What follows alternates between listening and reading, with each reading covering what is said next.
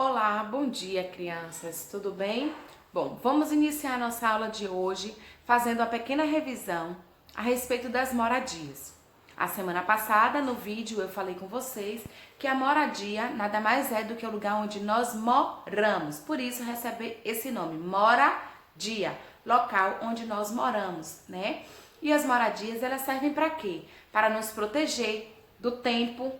Quer dizer isso? Chuva, sol, vento, tempestades, frio, calor, para nos proteger daquelas pessoas que não têm a índole tão boa, né? Os ladrões, aquelas pessoas que podem causar risco à nossa vida e à nossa saúde. As moradias servem também para o nosso descanso, nosso repouso, nossos encontros familiares e também para desenvolvermos atividades, né, de cunho de descanso.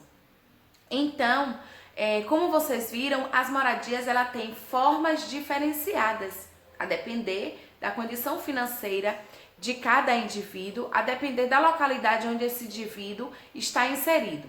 Eu mostrei para vocês a semana passada essas imagens que estão aqui de fundo, né? Apartamento, que é um tipo de moradia. Casa, térrea e sobrado. A casa térrea nada mais é do que aquela que está no chão e que não tem nenhuma dependência acima do telhado. Já os sobrados são aquelas casas que têm 2 andares, né? O térreo e o primeiro andar, ou seja, tem compartimentos embaixo e em cima. Bom, na atividade que vocês desenvolveram na semana retrasada e na semana passada, solicitou que vocês fizessem o desenho da sua casa. A semana passada eu frisei sobre os materiais que são utilizados para a construção de cada tipo de moradia.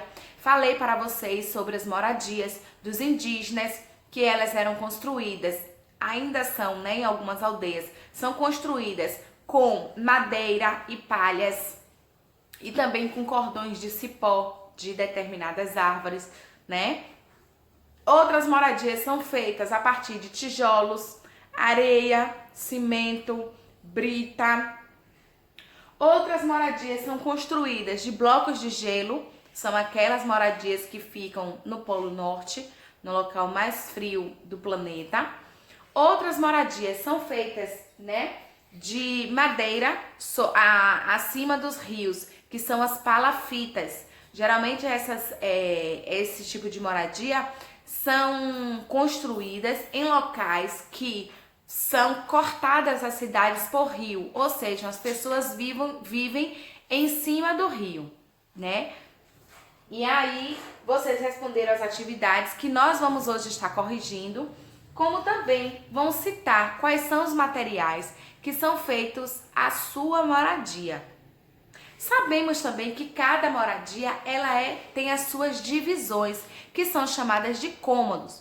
Quantos cômodos tem as moradias? Vai depender muito da divisão das famílias e da construção, do gosto de cada família.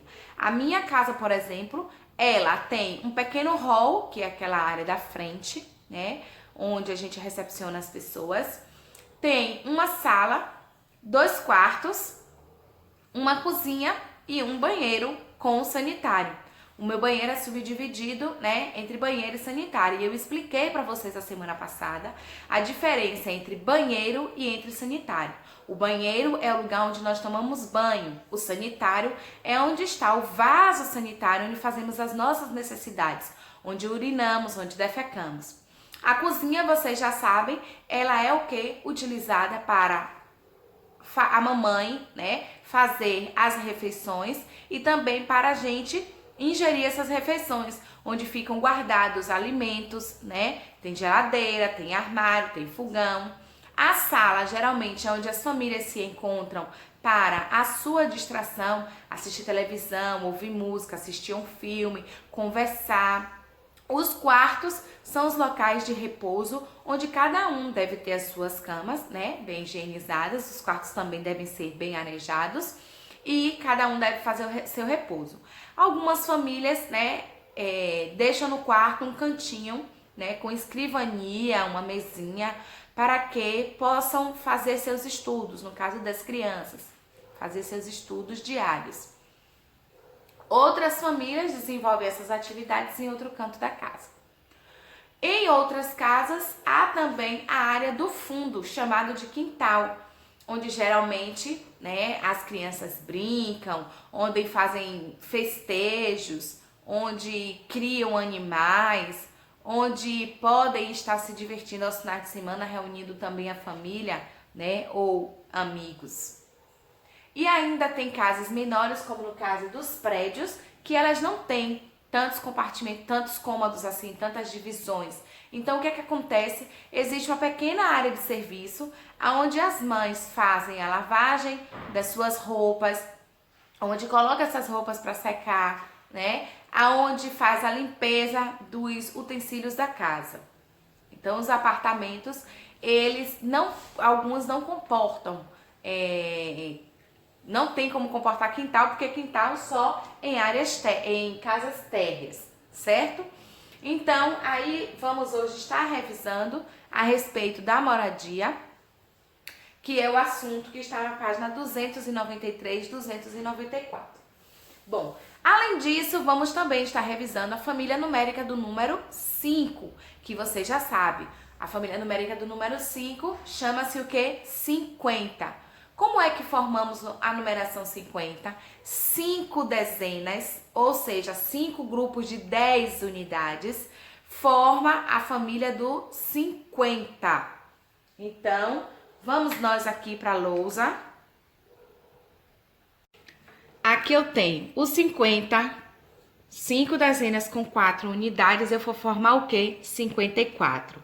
Se eu pego 5 dezenas e junto com uma unidade, eu formo o quê? 51. Se eu formo 5 dezenas com 9 unidades, eu formo que número? Eu formo 59. Se eu pegar 5 dezenas com 5 unidades, eu vou formar o número 55. Se eu pegar os 5, representando 5 dezenas e 7 unidades, eu vou formar o número 57. Se eu pegar 5 dezenas e mais nenhuma unidade, eu vou formar o quê? O número 50. Se eu pegar 5 dezenas e 3 unidades, eu vou formar o número 53. Se eu pegar aqui 5 dezenas mais 8 unidades, eu vou formar o número 58. Se eu pegar 5 dezenas mais 6 unidades, eu vou formar o quê? 56. Se eu pegar aqui 5 dezenas mais 2 unidades, eu vou formar 52. Então, vamos fazer a contagem aqui? Vamos lá? 50, 51, 52, 53, 54, 55, 56, 57, 58 e 59. Então, de uma forma aleatória, para que vocês não fiquem acostumados a só contar na ordem, podemos formar aí, ó, a família numérica do 5, certo? Lembrando sempre que os números, eles servem para representar quantidades. E as famílias numéricas, elas são formadas por dezenas e por unidades. Vamos lá agora, né, para a atividade que vocês vão desenvolver de português. Em português, eu retorno com a aula de revisão, com a letrinha re no início de palavras e com o uso do re, certo? Vou lembrar para vocês. Nós utilizamos um re no início de palavras. Ele, no início da palavra, ele já tem um som forte. Não pode e nem deve ser utilizado dois re no início de palavra. Os dois reis, ele só vai funcionar e só vai estar correto quando ele está junto de duas vogais. Se tiver uma vogal aqui e uma vogal aqui, então é correto utilizar dois reis para ele ter o som o quê? Forte, tá bom? Guardem isso na memória de vocês. E ele só pode ser utilizado quando tem uma vogal na frente e quando tem uma vogal atrás. Por exemplo, eu tenho uma palavra aqui, ó. Marreco. A palavra marreco é composta com 2 reis. Por quê? Porque eu tenho uma vogal na frente e uma vogal atrás. Se eu utilizasse somente uma vogal, ele teria o som fraco e não pronunciaria corretamente o nome do animal. Então, eu iria dizer o quê? Mareco. Existe algum animal chamado mareco? Não. Então, para ser a palavra correta, eu preciso o quê? Coçar minha garganta no início, mar, e empurrar depois, reco, marreco, marreco. A forma correta de escrita e de leitura é desta forma. Nós também temos que ter cuidado com a questão da leitura, para não ficarmos lendo letra por letra, porque não é a forma correta de silabação, principalmente para vocês que estão aprendendo a ler agora, ok? Então, precisamos ler as sílabas. Eu tenho aqui ferro. Ferro. Observem que na palavra ferro, no início eu tenho um E e no final eu tenho um O. Então, para o re ter o som forte, é necessário utilizar o quê? 2 reis. Depois eu trago a palavra bairro. Bairro. Ó, bairro. A palavra bairro tem uma vogal na frente e uma vogal logo depois. Então, consequentemente, nesse meio, é necessário ter 2 reis para que o re tenha um som forte. O que é bairro? Pro conjunto de ruas de um determinado pedacinho da cidade. Depois eu trago aqui, ó, a palavra terra. Terra. Um elemento natural que utilizamos para a plantação. Observem, no início tem uma vogal e logo depois tem outra vogal. O que é necessário me pegar? 2 reis para poder ter a sonoridade forte. Então, vamos novamente fazer a leitura? Terra. Terra. No primeiro pedacinho, ou seja, na primeira sílaba, nós coçamos a garganta e no segundo momento, que é a segunda sílaba, nós empurramos, fazendo o som forte dos 2 reis. Bom, crianças, ainda para vocês visualizarem e entenderem, aqui eu trago umas 4 palavrinhas. Eu tenho torre. O que é que eu formei? A palavra torre. Novamente, uma vogal na frente e uma vogal no final. O que é necessário empregar? 2 reis. Eu tenho corrida. Observe que na minha pronúncia da palavra corrida, eu pronuncio fortemente os 2 reis. Por quê? Eu tenho uma vogal na frente e tenho uma vogal no final. Logo em seguida, eu tenho torrada. Na palavra torrada, também eu pronuncio o re forte. Então, é necessário o quê? Fazer uso de 2 reis. E para finalizar, eu trago aqui garrote. A palavra garrote, é empregado 2 reis, porque aqui logo na primeira sílaba eu tenho uma vogal, na segunda sílaba também eu tenho outra vogal.